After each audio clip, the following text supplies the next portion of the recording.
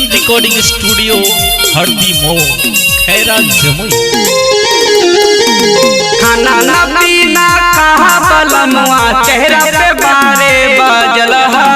खाना न पीना कहा बलमुआ चेहरा पे बारे बाजल हा। सौतीन के चक्कर में रहा पियवा सौतीन के चक्कर में रहा पियवा गाल मुँह तोहर धासल हा। सौतीन के चक्कर में रहा पियवा गाल मुँह तोहर धासल हा।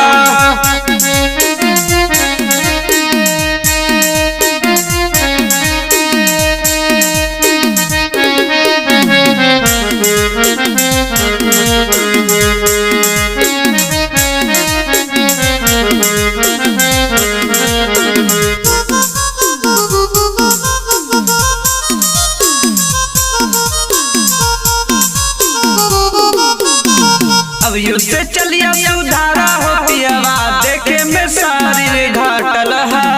अब युद्ध चलिया सुधारा हो सैया देखे में सारी घाटल है। सौतीन के चक्कर में रहा हो सैया सौतीन के चक्कर में रहा हो सैया गाल मुँह तोहर धासल है। सौतीन के चक्कर में रहा हो पियवा गाल मुँह तोहर धासल है।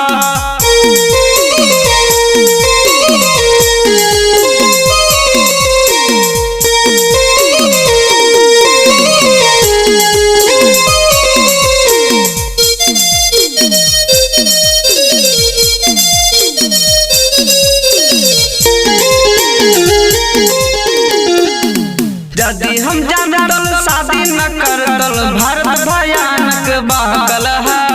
यदि हम जानल शादी न करतल प्रताप प्रेमी बहकल है। सौतीन के चक्कर में सुना हो पियवा सौतीन के चक्कर में सुना हो पियवा गाल मुँह तोहर धासल है। सौतीन के चक्कर में सुना हो पियवा गाल मुँह तोहर धासल है। सौतीन के चक्कर में रहा हो सैया गाल मुँह तोहर धासल हा। सौतीन के चक्कर में रहा हो पियवा गाल मुँह